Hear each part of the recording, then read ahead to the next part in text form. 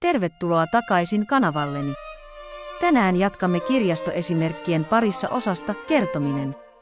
Aiheena on valitse yksi teos, kirja, näytelmä, elokuva, runo, joka on sinulle tärkeä. Tässä kohtaa voit pitää videon tauolla ja miettiä omaa valintaasi.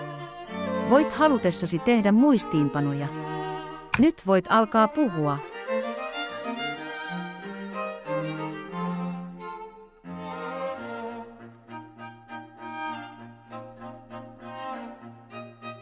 Kiitos. Tässä on esimerkkivastaus. Yksi teos, joka on minulle erittäin tärkeä, on kirja nimeltä Tuntematon sotilas, jonka on kirjoittanut Väinö Linna. Tämä teos on suomalaisen kirjallisuuden klassikko ja se kuvaa toisen maailmansodan tapahtumia suomalaisten sotilaiden näkökulmasta.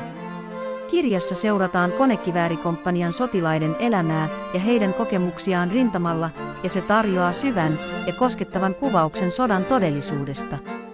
Tuntematon sotilas on minulle tärkeä, koska se tuo esiin suomalaisen sisun ja yhteisöllisyyden merkityksen vaikeina aikoina.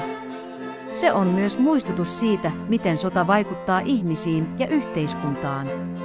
Tämä kirja herättää minussa aina voimakkaita tunteita ja se on opettanut minulle paljon suomalaisesta historiasta ja kulttuurista. Suosittelen tätä teosta kaikille, jotka ovat kiinnostuneita historiasta ja ihmiskohtaloista. Seuraavaksi siirrymme toiseen aiheeseen. Suosittele jotakin kirjaa ja elokuvaa.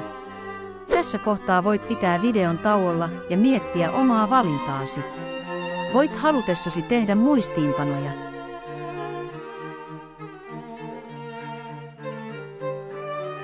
Nyt voit alkaa puhua.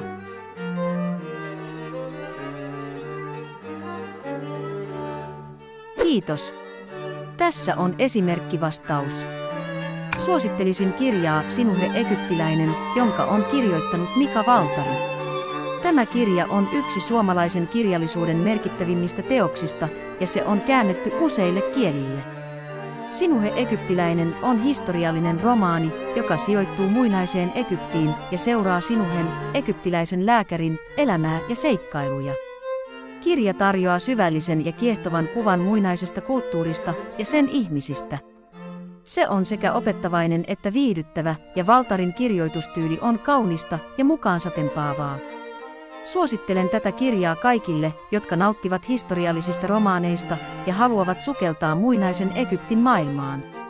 Se on unohtumaton lukukokemus, joka jättää pysyvän vaikutuksen.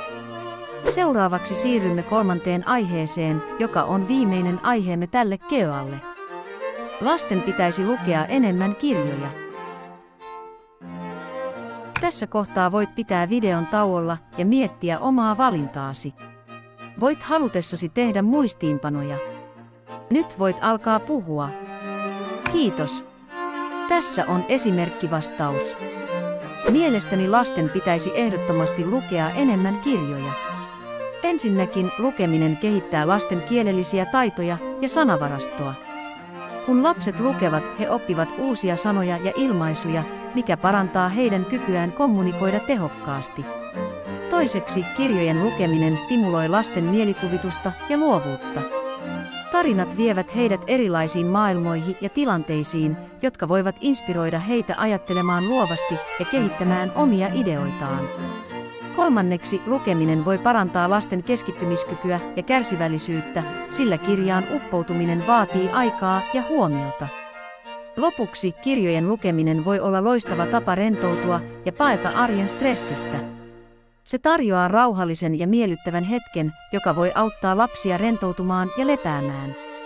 Uskon, että lukeminen on yksi parhaista tavoista edistää lasten kokonaisvaltaista kehitystä ja hyvinvointia.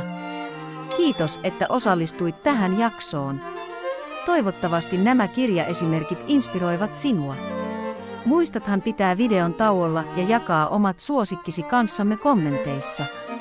Tilaa kanavani, jotta et missaa tulevia videoita ja muita kiinnostavia sisältöjä. Nähdään seuraavassa jaksossa.